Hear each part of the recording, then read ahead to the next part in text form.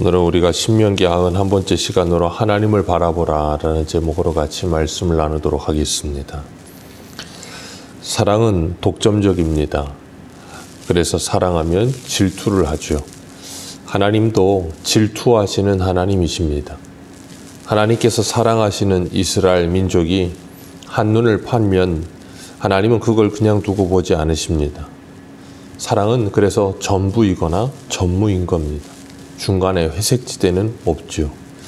오늘 본문 47절을 보면 내가 모든 것이 풍족하여도 기쁨과 즐거운 마음으로 내 하나님 여호와를 섬기지 아니함으로 말미암아 내가 줄이고 목마르고 헐벗고 모든 것이 부족한 중에서 여호와께서 보내사 너를 치게 하실 적군을 섬기게 될 것이니 그가 철멍에를 내 목에 메어 마침내 너를 멸할 것이라 그러셨습니다. 애굽에서 노예 생활을 하던 이스라엘 백성들을 출애굽시키시고 그들을 적과 꿀이 흐르는 땅에 들여보내시고 그들이 짓지 아니한 집과 파지 아니한 우물과 심지 아니한 포도원을 주셨어요. 그들이 필요한 삶에 필요한 모든 것들을 하나님께서 풍족한 은혜로 준비하셨고 그들에게 허락해 주셨습니다. 그런데 그렇게 풍족한 은혜를 누리는 가운데 그들이 하나님께 감사하며 하나님을 섬기며 하나님을 바라보는 것이 아니라 하나님이 주시는 것만 바라보는 거예요. 이게 참 비슷한 말 같지만 전혀 다른 말이거든요. 하나님을 바라보는 것이 아니라 하나님이 주시는 것만 바라보는 겁니다. 그리고 나면 신앙의 생활은 주객이 전도되고 하나님이 아니라 하나님이 주시는 물질이나 세상의 것만에 바라보며 그것을 집착하게 되는 거예요. 이스라엘 백성들이 광야에서 40년을 살면서 하나님께서 매일 아침마다 만나를 내리셨습니다. 그 만나를 하늘에서 내리셨어요. 이슬이 내릴 때 같이 내리게 하셨고 해가 뜨면 그것이 다 사라지게 하셨어요. 그러면서 하나님은 40년 동안을 그들이 하늘만 바라보게 하셨습니다. 그리고 하늘에 계신 하나님께서 그들을 먹이시며 입히시며 인도하신다는 것을 가르치시기를 원했던 거예요. 그런데 그들은 하늘을 바라보면서 하나님을 바라보는 것이 아니라 그냥 만나만 바라봤던 겁니다. 그래서 이 박한 식물 외에는 나중에는 계속 만나만 내리니까 이거 외에는 없느냐 그러면서 원망을 하죠.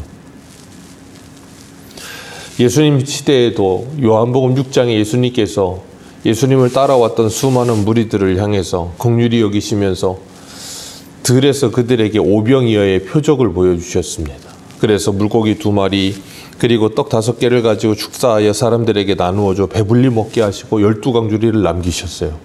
그리고 예수님은 건너편으로 건너가십니다. 그런데 사람들은 그 갈릴리 호수 건너편까지 예수님을 따라와요. 열심히 특심했죠. 그랬더니 예수님께서 그들을 향해 말씀하시기를 너희가 나를 찾는 것은 표적을 본 까닭이 아니요 떡을 먹고 배부른 까닭이로다. 썩을 양식을 위하여 일하지 말고 영생하도록 있는 양식을 위하여 하라.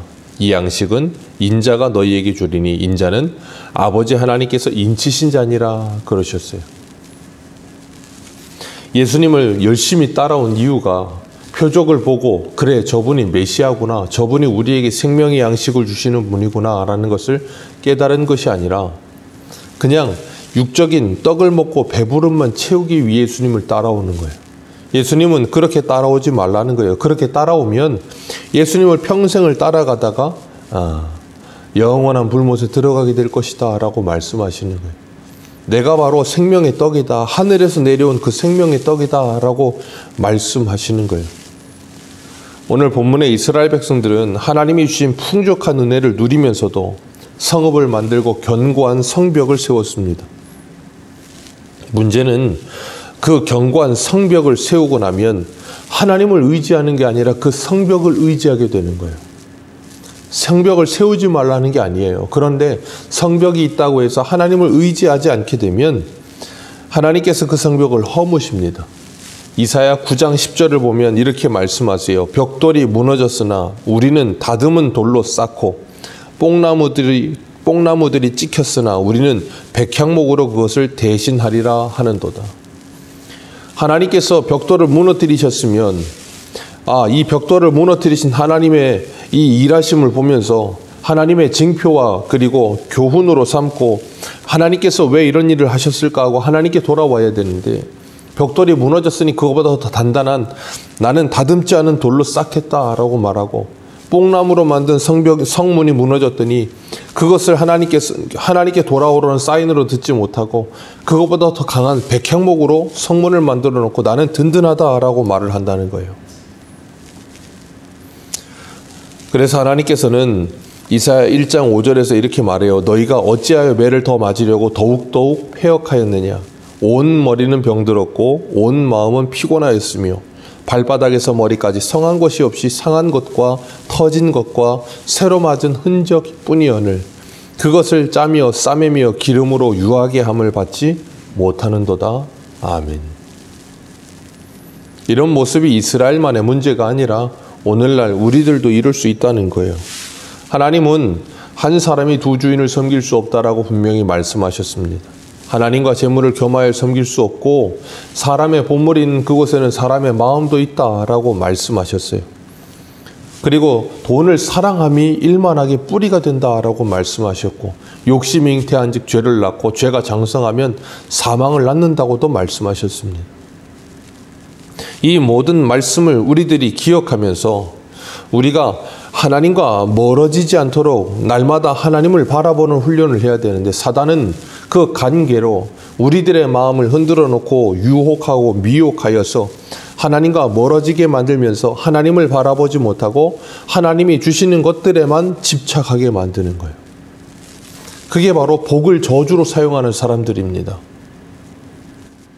하나님은 분명히 신명기 17장에서 이스라엘의 왕은 말을 많이 가지려고 애굽에 내려가지 말고 은금을 자신을 위해 많이 두지 말며 아내를 많이 두어서 우상 숭배하지 않도록 조심하고 일평생 레위인의 율법책을 등사하여 옆에 두고 그 말씀을 읽으며 하나님을 경외하고 그 율례를 배워라 그러셨어요. 그러면 백성들 위에 그가 군림하지 않게 될 것이다 그러셨는데, 솔로몬은 하나님이 주신 그 지혜를 가지고 그 세 가지를 다 행하죠. 하나님 주신 복을 저주로 사용하는 사람이 되어버리는 거예요. 그렇기 때문에 하나님께서는 우리들에게 오늘 말씀을 통해서 우리에게 교훈하시는 게 무엇인가 하면, 우리로 하여금 복의 근원이신 하나님을 붙들어야지 그 하나님이 우리에게 주시는 것들에 너무 집착하지 말라는 거예요. 그렇게 되면 48절에 너희가 줄이고 목마르며 헐벗고 모든 것이 부족한 중에 너희의 적군들을 섬기게 될 것이고 철멍에를 내 목에 메어 마침내 너를 멸할 것이라. 하나님께서 그 적군들을 보내어 그런 일을 하시겠다는 거예요. 하나님께서 우리와 싸우시겠다는 거예요. 하나님이 우리와 왜 싸우시겠어요? 우리가 다른 것을 바라보기 때문에 우리와 질투하시는 하나님이 싸우시는 거예요. 그리고 우리로 하여금 하나님을 바라볼 수밖에 없게 만드시겠다라고 말씀하시는 겁니다. 그러면서 오늘 말씀에 참 잔인하고도 무서운 말씀을 하시지요. 53절을 보면 적군이 에워싸이게 되면 맹렬한 공격으로 말미암아 먹을 것이 없어질 때에는 너희들이 그 자녀를 먹게 될 것이다 그렇게 말씀하세요. 너희 중에 54절 같이 한번 읽습니다. 시작. 너희 중에 온유하고 연약한 남자까지도 그의 형제와 그의 품의 아내와 그의 남은 자녀를 미운 눈으로 바라보게 될 것이고 자기가 먹는 그 자녀의 살을 그 누구에게도 주지 아니하리라. 56절에는 너희 중에 온유하고 연약한 부녀까지도 그 온유하고 연약하여서 자기 발바닥으로 땅을 밟아보지도 못할 만큼 금이야 옥이야 그렇게 자란 여인도 자기 품의 남편과 자녀를 미운 눈으로 바라보면서 자기 다리 사이에서 나온 그 어린 아이를 남몰래 먹게 될 것이다 그렇게 말씀하세요. 열왕기하 6장에 보면 엘리사 시대에 그런 일이 일어나죠. 아람 군대가 성을 에워싸니까 성읍에 있는 여인들이 서로 약속을 해요. 오늘 내 아이를 삶아 먹고 내일 네 아이를 삶아 먹자. 그런데 오늘 내 아이를 삶아 먹었는데 내일 저 여인이 자신의 아이를 내놓지 않는 거예요. 그걸 왕에게 가서 고발합니다. 하나님의 말씀에 순종하지 아니함으로, 그리고 하나님이 주신 풍족함을 누리면서도 하나님을 섬기며 하나님을 바라보지 아니하므로 하나님께서는 그들에게 이런 저주와 진노를 내리셨어요. 그것을 통하여서 하나님의 돌보심이 없으면 우리가 어떻게 되는 존재인지를 하나님은 철저하게 우리에게 드러내 보여주시는 겁니다. 그렇기 때문에 우리는 하나님의 돌보심이 없으면 살아갈 수가 없는 존재예요. 그렇기 때문에 우리는 하나님을 늘 바라봐야 되는 존재인 겁니다. 그래서 하나님께서 이스라엘 백성들을 적과 꿀이라는 가나안 땅에 넣으신 거예요. 그 땅은 산이 높고 골이 깊어 물을 흡수하는 땅이라. 그래서 항상 하늘을 바라보지 않으면 살 수 없는 땅이 되게 하셨어요.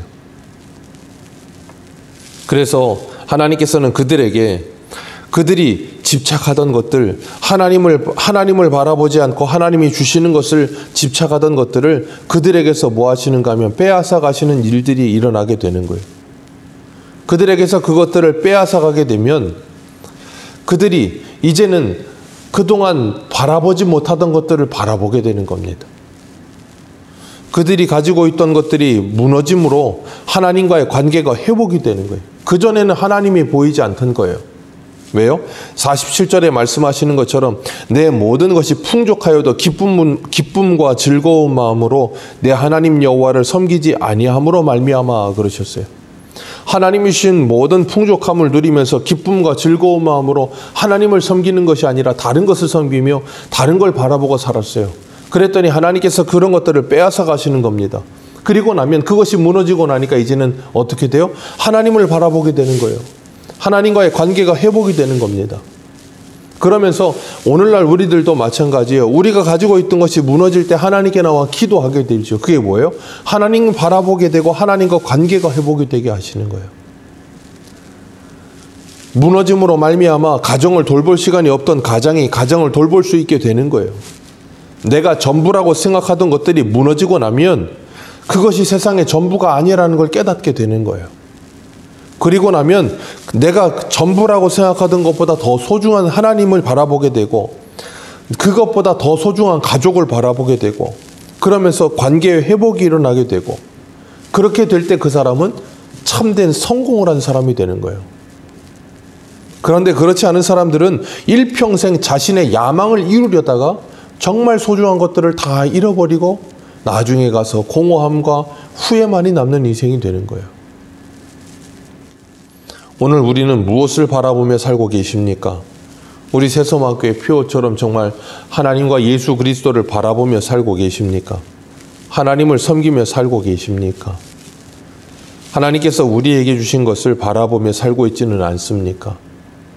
우리의 인생의 목적이 하나님이어야지 하나님이 주시는 것이 우리의 인생의 목적이 돼서는 안 될 줄로 믿습니다.